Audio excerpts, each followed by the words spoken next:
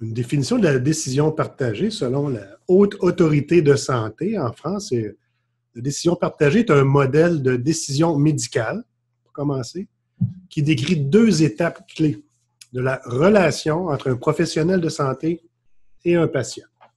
Les deux étapes concernent l'échange d'informations et deuxièmement, la délibération en vue d'une prise de décision acceptée d'un commun accord concernant la santé. Et nous, on ajoute le volet rétablissement, ce n'est pas nécessairement synonyme. Le professionnel de santé et le patient partagent de manière bilatérale. Remarquez le caractère à deux directions. Donc, partage d'informations médicales, notamment les éléments de preuve scientifique de la part du professionnel. Et puis, le patient reçoit un soutien nécessaire pour envisager les différentes options possibles et exprimer ses préférences en matière de prévention, de diagnostic, de traitement. Et comme on le vu avec Vincent Dumais, ça peut aussi inclure l'option de ne pas agir. Tout ça nous amène à la possibilité d'un choix éclairé entre les différentes options qui peuvent être effectuées et acceptées, encore une fois, mutuellement. Quand on parle de décision partagée, le mot partagé peut évoquer plein de choses, puis ce ne serait pas la première fois qu'on l'utiliserait en psychiatrie. On a fait un petit bout de temps qu'on parle de soins partagés, de collaboration, ça vous dit peut-être quelque chose. Déjà depuis 20 ans, le Collège des médecins de famille et l'Association des psychiatres avaient identifié le besoin d'accroître la collaboration entre les médecins de famille et les psychiatres. Les soins de collaboration, décision partagée, ça vient un peu ensemble. Et tout ça, c'est relié, dans le fond, par, c'est pas moi qui l'invente, l'Association des psychiatres eux-mêmes, les problèmes relationnels. Quand il y a des soins partagés, l'autorité médicale qui l'assume en fin de compte, il peut y avoir des tensions, d'où l'importance d'adresser ces enjeux-là en amont, de définir qu'est-ce que ça peut être que des soins partagés de collaboration en première ligne. On sait que c'est la grande tendance, là, que les problèmes de santé mentale soient pris en charge en première ligne comme les autres problèmes de santé. Éventuellement, dans des structures plus spécialisées pour des cas justement qui nécessitent plus d'expertise, mais en principe, ça devrait faire partie des soins offerts à l'ensemble de la population.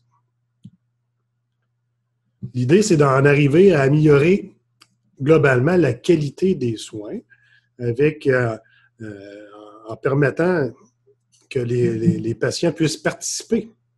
Donc, les soins partagés de collaboration, médecins de famille, psychiatres, on a voulu, dès le début, ça fait 20 ans, tout de suite envisager que le patient soit partie prenante à l'élaboration de cette nouvelle façon interprofessionnelle de travailler.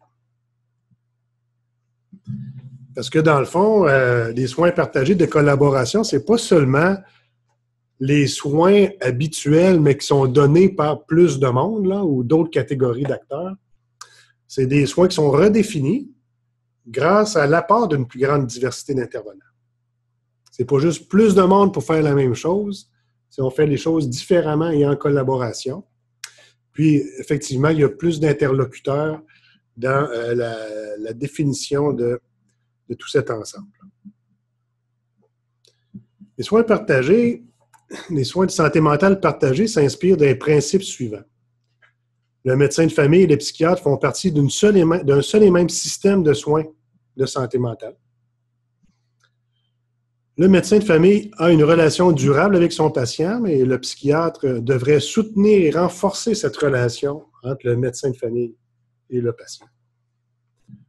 On ne peut s'attendre à ce qu'un seul intervenant ait le temps ou les compétences pour dispenser tous les soins requis par le patient. Imaginez en première ligne, s'il y a des interventions de santé mentale, le généraliste va avoir besoin du soutien de la psychiatrie pour ça. Les relations professionnelles doivent reposer sur la confiance et le respect mutuel. Les rôles et les activités des médecins de famille et des psychiatres devraient être clairement définis, coordonnés, complémentaires, tenir compte des besoins changeants des patients, des familles et des autres intervenants, ainsi que des ressources disponibles. Donc, on voit que ça prend une prise en considération d'une foule de facteurs, incluant les autres disciplines professionnelles qui sont associées à l'offre de service, puis une connaissance du milieu où tout ça, ça se passe. On va revenir sur l'importance et peut-être la difficulté d'avoir à l'esprit les conditions de vie des patients. Puis ici, j'ai surligné, là, le patient doit participer activement à ce processus. Bien comprendre que le médecin de famille et le psychiatre continueront à s'impliquer dans les soins que le patient nécessite et savoir avec qui communiquer lorsque survient un problème particulier. La communication, encore une fois. Finalement, le partage des soins devrait respecter la particularité du contexte communautaire. Parce que, comme on va le répéter, le rétablissement, c'est beaucoup plus que la présence dans les structures de soins spécialisées, à l'hôpital ou un hôpital spécialisé en psychiatrie. C'est au quotidien, à travers une panoplie, une kyrielle d'intervenants. Puis comment faire en sorte que cette perspective de rétablissement, l'équipe soit consciente et informée. Mais c'est là que le mentor de rétablissement père aidant vient compléter cette offre de soins partagée en traduisant ces réalités dans un sens comme dans l'autre. Donc, on a les soins partagés d'une part, ce qu'on appelle shared care, dont vous avez probablement entendu parler. Et là, on s'en vient là, avec la décision partagée, d'autre part, le shared decision. Puis les deux se combinent dans ce qu'on peut appeler le partenariat patient. Avec Vincent Dumais, on a vu en quoi ça consistait. Le modèle de Montréal, partenariat patient. Mais c'est bien dans son cas, même s'il a parlé de la recherche, de l'enseignement, c'est d'abord et avant tout le partenariat de soins. Et quand j'ai des échanges avec mes collègues dans d'autres disciplines, en médecine familiale, par exemple, je les taquine un peu, je les challenge, mais quel type de soins? Si c'est le partenariat de soins, le soin étant de soins traditionnels, pré-shared care, mais là, le patient il a moins sa place dans l'expression de ses préférences. Il est davantage pris en charge par les experts et le patient n'est pas reconnu nécessairement comme ayant une expertise faisant partie du modèle de shared care. Donc, c'est pour ça que moi, je ramène partenaire de soins axés rétablissement. Là, ça les surprend. Ils n'avaient pas vraiment entendu parler de ça en médecine somatique. Là, ils sont très, très intéressants. Ah, la recovery, pourquoi est-ce que ça ne pourrait pas aussi, dans un élargissement du shared care, incluant la santé de première ligne, faire en sorte que cette santé de première ligne soit aussi chapeautée par le paradigme du rétablissement pour avoir cette réelle intégration. Et à ce moment-là, dans le shared decision, là, le patient devient un acteur de ça. Avec un savoir particulier. Il n'est pas médecin de première ligne, il n'est pas médecin psychiatre. Son expertise unique, sa compréhension du système de son point de vue, ça amène cette, comme le disait Vincent avec les membres de famille, vraiment une approche systémique globale. Ça vient raffiner le modèle. Cette combinaison-là, shared care, shared decision, quand nous, avec l'expérience en santé mentale, et avec le mouvement des usagers depuis des décennies qui a graduellement pris sa place et est devenu un interlocuteur, jusqu'à devenir un travailleur qui peut travailler à temps plein dans des équipes de suivi, eh bien là, on contribue, du point de vue, avec la psychiatrie de la santé mentale, au raffinement de ce modèle-là. Et même si, il y a encore du progrès à faire, il y a une contribution majeure à l'ensemble de la médecine à partir de l'expérience, notre partenariat de soins en santé mentale et psychiatrie, quand on regarde ça, quand on introduit le rétablissement comme paradigme, comme lecture particulière. Ça donne cet horizon-là, cette approche théorique, philosophique qui donne sa cohérence à un ensemble, alors que simplement le partenariat de soins, si on ne qualifie pas ces soins-là, ben, ça peut être n'importe quoi dans le sens, incluant des soins traditionnels pré-shared care. C'est pour ça qu'ici, la notion de rétablissement, partenariat patient et rétablissement, dans le fond, on peut même se demander si par moment, ce n'est pas deux choses qui peuvent être opposées l'une à l'autre. On va continuer tout à l'heure à taquiner nos amis en médecine générale, vous allez voir. Justement, Philippe Carazivan, qui va nous faire le plaisir de venir au mois de novembre parler des défis de son point de vue de médecin généraliste. D'avoir dans son cabinet, saviez-vous, dans le cabinet du généraliste, 30% des gens qui sont là ont aussi des problèmes de santé mentale. Et pour le médecin généraliste, leur formation sur la santé mentale, psychiatrie, je ne suis pas un spécialiste, mais Philippe va le dire, c'est assez peu pour vraiment donner confiance aux généralistes qui peut-être parfois ne sait pas trop quoi faire, est inconfortable, est mal à l'aise, n'ose pas trop. Puis dans le bloc d'heures, vous pourriez compléter, ceux qui connaissent ça, pourraient être passés par là, dans la formation médicale comme telle, le bloc d'heures attribué à la santé mentale psychiatrie, bien, c'est pas sur le rétablissement. C'est beaucoup plus les modèles très traditionnels de telle pathologie, tel système, tel traitement. Si entendre parler du rétablissement, c'est par pur hasard. Ça ne fait pas partie de la formation initiale.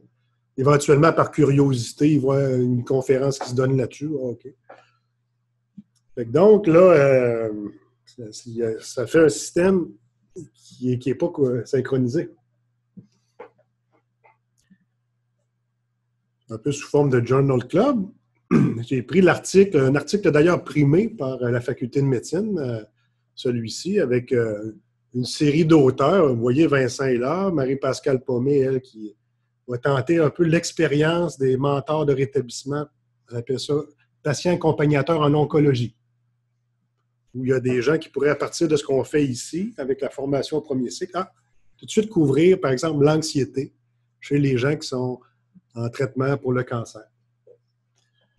Il y a Emmanuelle Jouette, qui, elle, est en France. Paul Lebel, qui était co-directrice de la direction collaboration et partenariat patient. Luigi Flora, qui a un article aussi qu'on vous a recommandé. Bref, c'est presque toute l'équipe là, de la direction de l'Université de Montréal. Puis, qui a introduit le patient partenaire comme approche en soins un peu complément du shared care. Le premier extrait que j'ai mis surligné, c'est que, vous voyez, la réalité est que les professionnels de la santé ont toujours le monopole de rôle de soignant.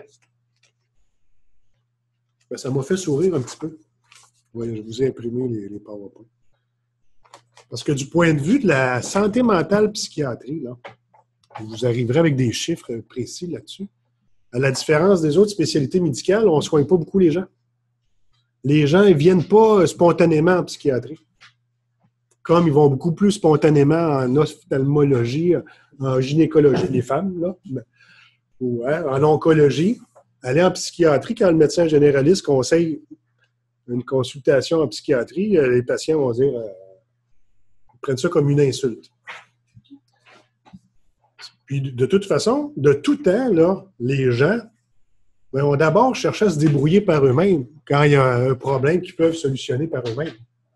À moins d'être particulièrement hypochondriaque, là, on ne va pas à l'urgence pour quelque chose qu'on peut solutionner par soi-même. Fait que si je trouvais ça un petit peu une prétention, dire que seuls les professionnels de la santé détiennent le monopole comme soignant. du point de vue du public, c'est faux. Les gens se débrouillent beaucoup par eux-mêmes.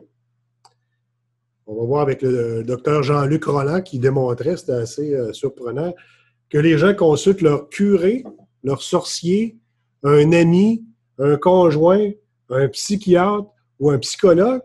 L'important, c'est de consulter. Puis les résultats, les outcomes sont à peu près les mêmes de manière longitudinale.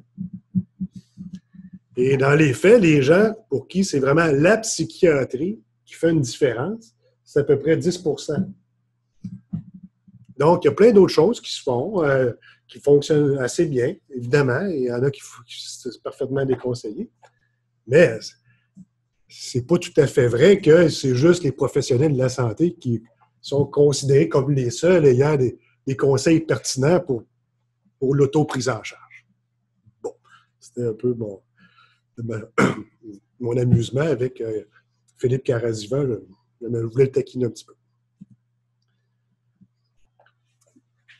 Plus sérieusement, toute cette approche-là, Shared Care, Shared Decision, ça fait partie de l'évolution des grandes tendances en santé publique. La première, la santé publique, généralement, on s'entend pour dire que ça a commencé autour des années 1870-80, quand un certain docteur John Snow, à Londres, a enlevé le manche d'une pompe à eau parce qu'il a fait une étude, il a remarqué que les cas de choléra, l'épidémie, émergeaient, tournaient autour de ça. Ensuite, la deuxième révolution de santé publique, ça portait sur les maladies, cette fois non contagieuses. Au début, on pouvait arrêter une contagion avec une intervention de nature publique. Puis autour des années 50, on s'attaquait plus aux mauvaises habitudes de vie qui généraient de l'embonpoint, du cancer, les maladies cardiaques, le tabagisme. On ciblait beaucoup les individus. Puis effectivement, ça a donné parfois certaines exagérations. C'était considéré comme du victim blaming. Tu as le cancer, c'est parce que tu es sédentaire, c'est parce que tu fumes, tu devrais... Bon. C'est là qu'ensuite est venue ce qu'on appelle la troisième révolution, la promotion de la santé, plutôt que de se focusser sur ce qui ne marche pas, ce qu'il faut changer de manière un peu avec un vocabulaire curatif et négatif. On encourageait les gens et les populations à être plus mobiles, meilleure alimentation, des choses plus positives, un vocabulaire beaucoup plus positif, la santé. Puis finalement, là, c'est ça ici le virage dont Philippe parle. Le focus est passé sur un autre enjeu de santé publique qui était la sédentarité, tout ça, et les maladies chroniques maintenant. Puis c'est ce qu'on appelle le patient as partner dans cet article-là, le PP, puis qu'on pense qu'il est mieux adapté à ces défis-là d'auto-prise en charge dans le cas de maladies chroniques qui ne disparaîtront pas. Et donc, pour faire en sorte que le patient se sente davantage interpellé dans son propre bien-être, l'idée, c'est de développer, entretenir une culture, une ambiance où le patient se sent plus d'égal à égal. Le chef decision, là, ça implique ça. C'est vraiment partagé. Puis le point de vue du patient est considéré comme aussi important que celui du médecin. Et c'est ce qui fait en sorte qu'on prend plus en compte l'expérience personnelle du patient, l'expérience patient. Dans le milieu du commerce de détail, l'expérience patient, ils n'ont que ça à l'esprit. Comment ça se fait que mon client est rentré dans ma boutique, il est ressorti, il n'a rien acheté? Ah, il y a de quoi qui ne marche pas dans ma boutique. Je dois réaménager peut-être ceci, peut-être cela. Faisons un focus group. Mais dans notre système public de santé, souvent, on s'en soucie assez peu, finalement. Et effectivement, la plupart du temps, les gens trouvent ça long à l'urgence, plutôt inamical. Hein? On aime mieux pas être là. Hein? Puis c'est ce qui explique que les gens, en étant inconfortables, sont moins attentifs aux instructions peut-être qu'ils vont recevoir, avec pour résultat que peut-être qu'ils ne suivront pas ces instructions-là. Puis avec des conséquences sur peut-être l'efficacité du traitement lui-même, ce qui fait qu'ils vont revenir anyway. Donc là, au plan strictement économique, là, il y a des conséquences au fait de négliger la perspective du patient dans sa trajectoire à l'intérieur d'un établissement ou entre établissements, et ainsi de suite.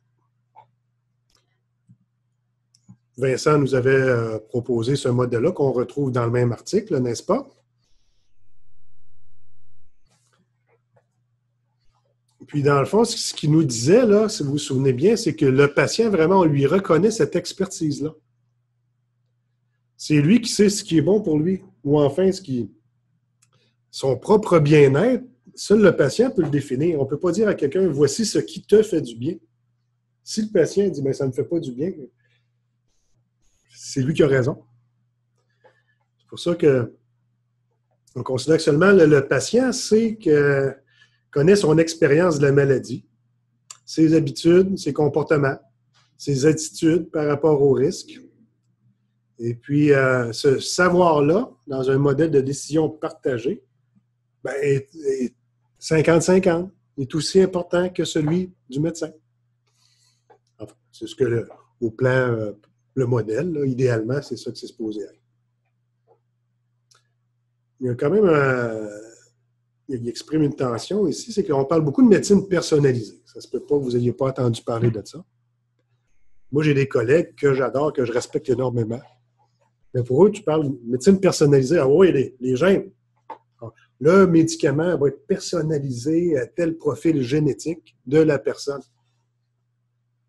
Non, là, c'est pas ça.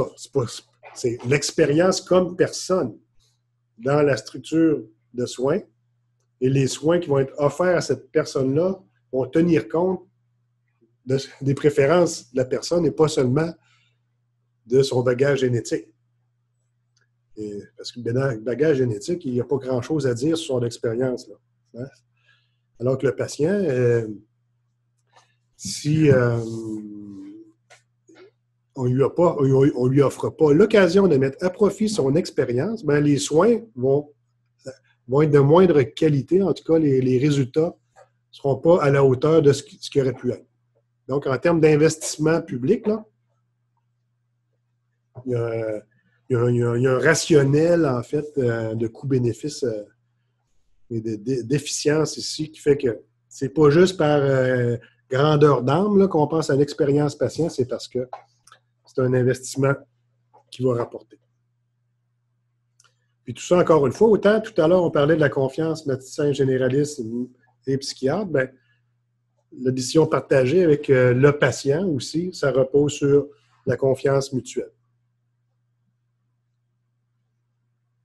Puis graduellement, ici, vous voyez à gauche, ils évoquent différents modèles à l'international, dont le modèle à l'Université Yale, dont je reparlerai un petit peu plus tard. En fait, la semaine prochaine, il y a quelques éléments de ça.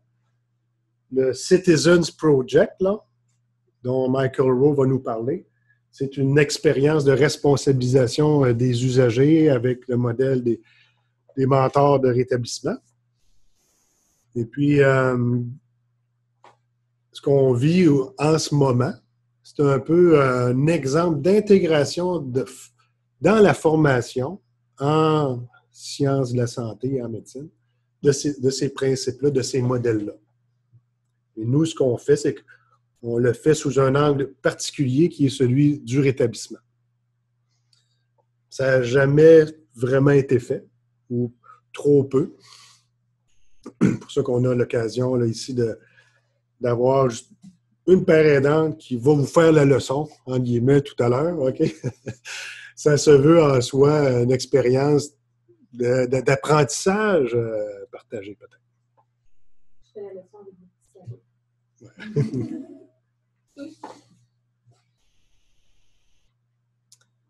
Bon, vous pourrez aller voir l'article. Vous vous souvenez de la diapo une des diapos dont Vincent était très fier avec toute cette belle animation. J'ai repris ici, vous voyez, une des composantes, c'est vraiment la prise de décision partagée. C'est un des paliers, un des niveaux d'habilitation du patient. Au début, il peut ne recevoir que de l'information. Et graduellement, il joue un rôle toujours plus actif. Et dans ce cheminement-là, on rencontre la prise de décision partagée. Vous voyez? Shared care, shared decision, patient partnership, puis recovery. Ce sont les 3 mousquetaires, en fait, qui étaient 4, là. C'est comme les vrais mousquetaires, là. C'est les 4 piliers de l'approche qu'on met de l'avant ici.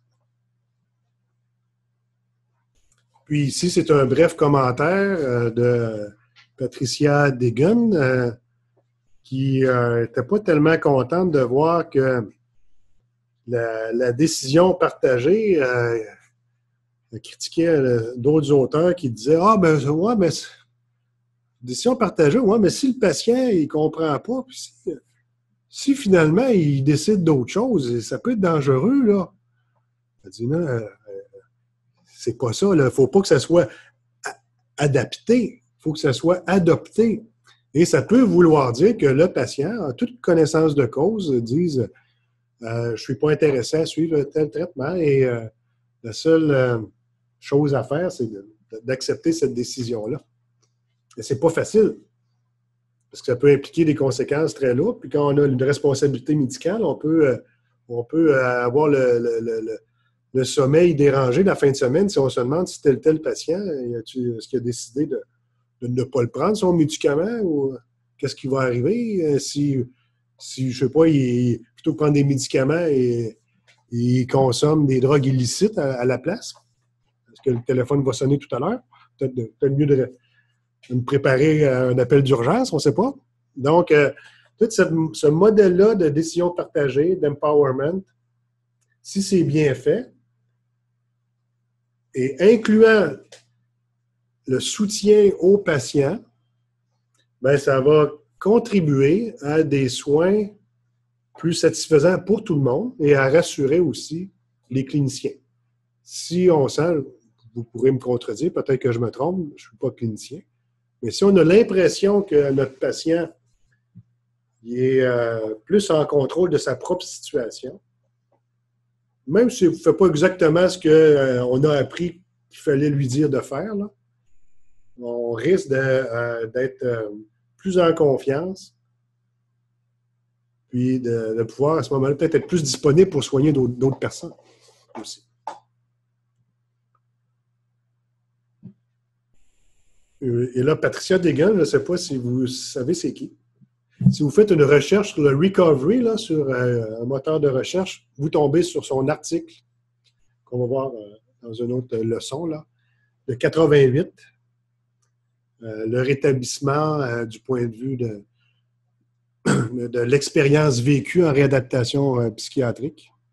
Donc, elle-même une usagère avec la schizophrénie qui est devenue docteur en psychologie, qui a été professeur d'université. C'était en 88, là. Donc, ça, à peu près à ce moment-là, le début du recovery, du rétablissement dans son aspect contemporain. Ça a toujours existé, là. Mais quand on parle du recovery, du rétablissement, comme principe directeur des transformations des systèmes et politiques de santé mentale contemporaine, ça a commencé là. Son article à elle, c'est comme le point de départ. C'est fascinant de la voir parce que dans ce temps-là, quand tu avais un diagnostic de schizophrénie, là, qu'est-ce que ça voulait dire? Sûrement pas que tu vas devenir prof d'université ou que tu vas fonder une famille ou que tu vas réussir ou que tu as le droit d'avoir des ambitions comme n'importe qui. C'était pas ça que ça voulait dire. Encore de nos jours, je ne suis pas sûr que c'est tout le temps ça qui se dit. Mais à l'époque, vous voyez à quel point c'était vraiment une pionnière. Elle a simplement refusé ce modèle-là. Puis elle a dit, moi, j'achète pas ça. Elle a changé le monde elle a fondé ce mouvement-là qui fait que des millions de personnes, pas toutes seules évidemment, là, dans l'histoire, là, une façon de raconter l'histoire du rétablissement, c'est à partir de Patricia Degan. Puis bon, là, graduellement, dans le contexte pratique, réel, physiquement, qu'est-ce que ça peut vouloir dire? Dans cet autre article, là, elle propose que plutôt que de poireauter là, dans une salle d'attente, là, puis lire un châtelaine du divorce de telle vedette qui va peut-être revenir avec son ex d'il y a 3 ans, puis on sait qu'ils ne sont pas revenus ensemble, là. Okay? Plutôt que de perdre son temps là, peut-être que ça serait l'occasion de s'interroger sur qu'est-ce qu'on vient faire pour se préparer à la rencontre avec le médecin. Une occasion d'empowerment plutôt que d'aliénation où tu es assis-toi là, lis ça, puis parle pas trop fort, puis ça va prendre 3-4 heures. On te dit même pas combien de temps. Bref, elle s'est un petit peu fâchée contre moi dans l'entrevue quand j'ai parlé de la salle d'attente. Là. Elle dit, non, c'est pas une salle d'attente. C'est une salle de, comment elle dit, de decision making. Parce que là, les gens peuvent se préparer. Il y a des instruments où il faut venir aussi au-devant des gens. De quoi vous voulez parler, madame? Des fois, les gens n'ont pas nécessairement une idée très précise, ils n'osent pas le dire. OK, on va le noter, là. On met ça sur un ordinateur, ça sort tout bien propre, facile à lire. Comme ça, en principe, le médecin, s'il ne parcourt pas ça, peut-être pas tout de suite, là, mais au moins, il y a un mécanisme qui fait en sorte que cette information-là, elle est accessible. Ça devient un outil, feuille de papier, là.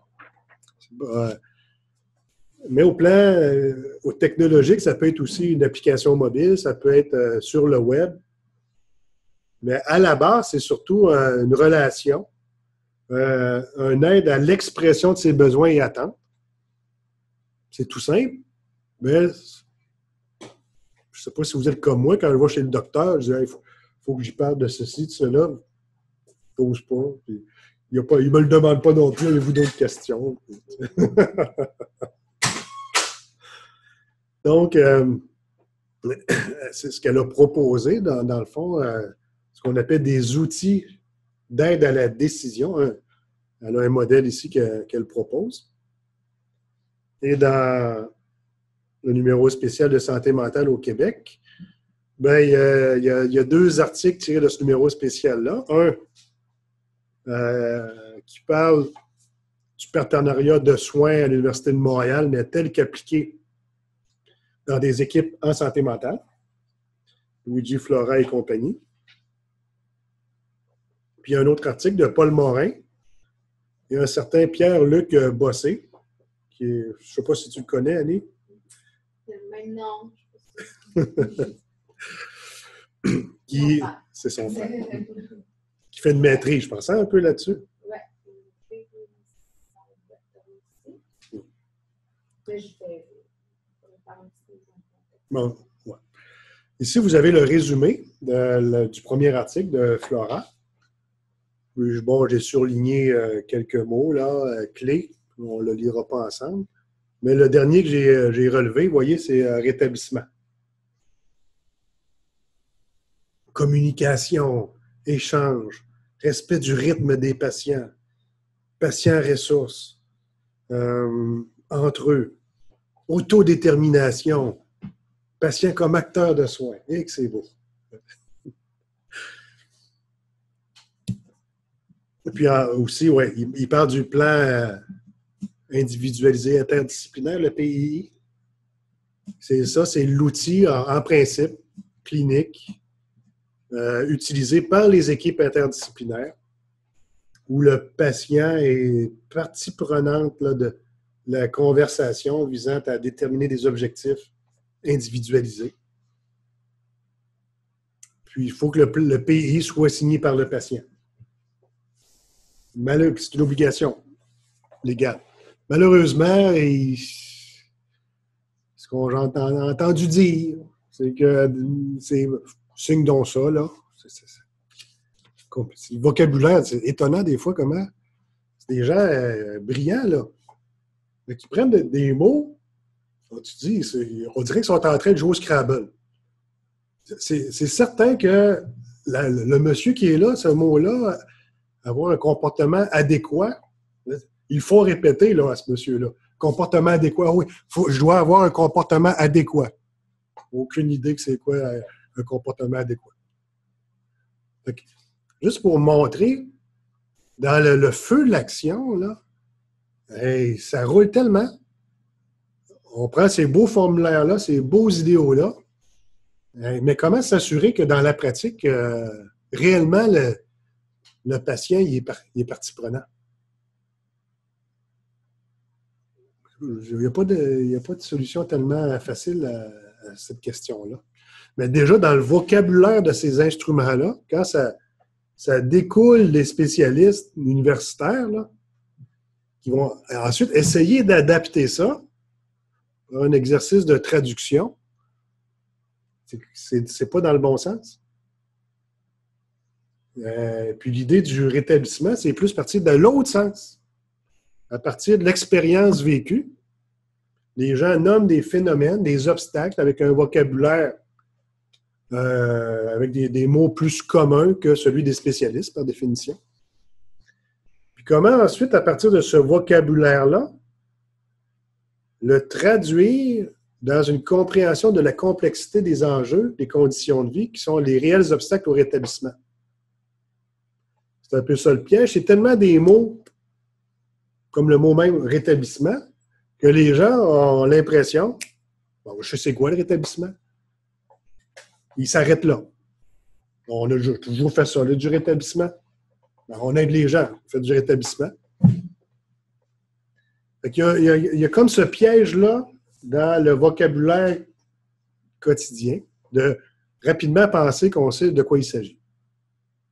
Donc, au fil de la session, on va voir comment le changement de paradigme, là, on renverse ça, partir de la réalité du patient dans sa trajectoire au quotidien de rétablissement, tel qu'il l'exprime avec son vocabulaire qui, normalement, est un vocabulaire familier, courant. Mais dans le fond, derrière cette apparente simplicité, il y a des phénomènes d'une grande richesse, il y a une analyse très subtile. Puis nous, ce qu'on veut, c'est essayer de capter ça pour qu'il y ait le moins d'éléments lost in translation dans ce processus-là. Et maintenant, il y a des outils de mesure qui sont construits d'abord à partir de cette perspective. Le Recovery Assessment Scale, c'en est un. De même que la mesure de la citoyenneté, Citizenship Measurement. Et la semaine prochaine, vous pourrez voir comment les deux se complètent. Ces deux outils de mesure qui ont ça en commun d'être construits à partir du vécu des usagers dans un vocabulaire de tous les jours. Puis, je vous annonce qu'on va avoir nul autre que Patrick Corrigan pour parler de la stigmatisation, un autre fondateur du Recovery, lui-même un usager aussi, professeur, pas émérite, c'est quoi? Professeur distinguished à l'Université d'Illinois, puis qui a contribué au Recovery Assessment Scale, qui est l'outil de mesure le plus publié pour vraiment évaluer si les soins que reçoivent les gens améliorent réellement leur rétablissement, dans le sens que les gens pensent que c'est pour eux le rétablissement. Oui, ça peut inclure moins de symptômes, mais ça, il y a d'autres grilles qui existent pour ça, construites par des cliniciens. Parfait, c'est bien fait. Mais pour capter l'expérience de rétablissement dans une perspective d'usager, jusqu'à récemment, il n'y avait rien. Puis depuis 2005, là, depuis 12 ans au Québec, officiellement, on est axé sur le rétablissement de par les plans d'action ministériels. J'ai vu aucune étude qui aurait utilisé des instruments de mesure du rétablissement pour voir si notre beau système favorisait, oui ou non, le rétablissement.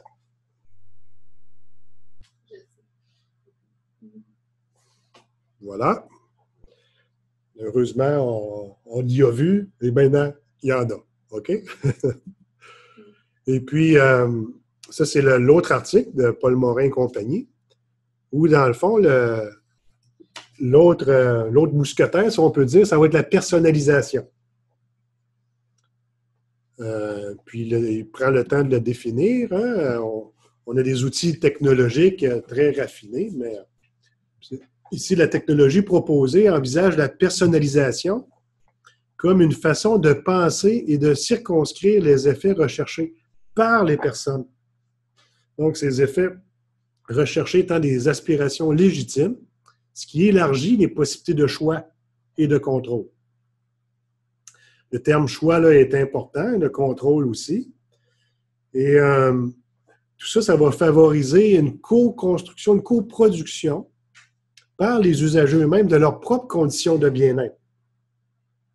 Parce qu'ils vont énoncer leurs préférences, et si ces préférences-là sont satisfaites, c'est une condition de situation de bien-être qui peut ne pas vouloir dire qu'on est totalement guéri et débarrassé d'un problème de santé.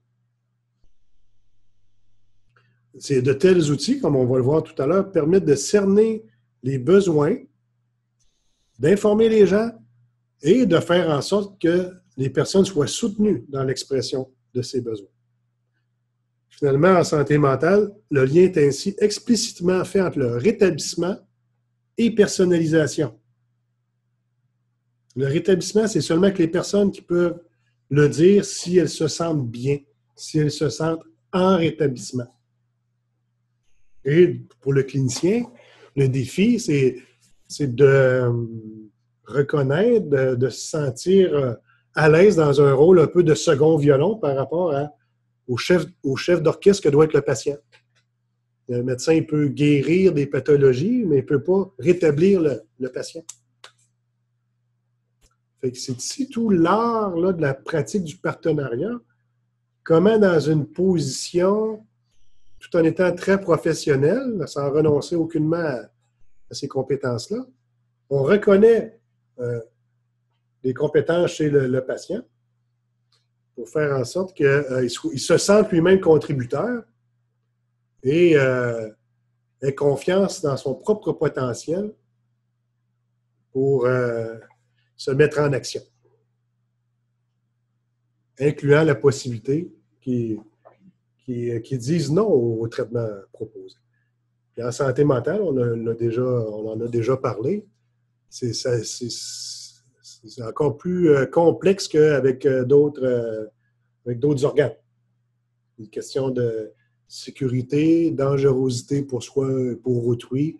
Puis le médecin psychiatre, il a des responsabilités que les autres spécialistes n'ont pas nécessairement. On veut soutenir les psychiatres aussi dans l'exercice de ce rôle-là. Mais encore faut-il le faire de manière rigoureuse, que ça s'appuie sur la science et sur des faits, et pas seulement que sur de belles intentions politiques, un beau plaidoyer politique. C'est bien, ça a commencé là beaucoup, mais si on s'arrête à ça, on voit que c'est insuffisant pour avoir vraiment un système orienté rétablissement. Bon, on arrive maintenant au baromètre lui-même. Oui, c'est là que ça venait dans l'article de Paul Morin sur la personnalisation. Il utilisait le projet baromètre un peu comme un prétexte pour toute cette mise en situation.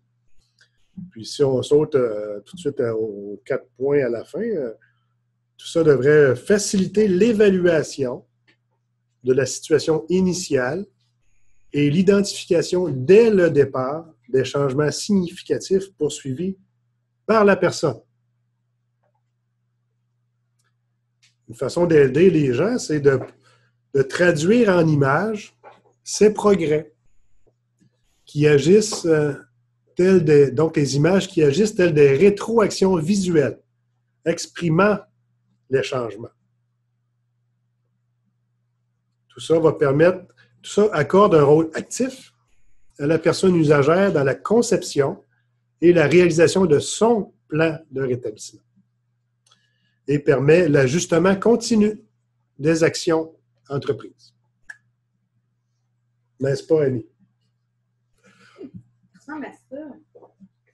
Puis si on résume donc les principes de base des outils d'aide à la décision, comme le baromètre en est un, ça permet de distribuer de l'information écrite sous forme de support électronique incluant des sites web. Ça permet une visualisation, des fois, une image vaut 1000 mots. On peut plus facilement communiquer et ça permet de passer des messages, communiquer de l'information.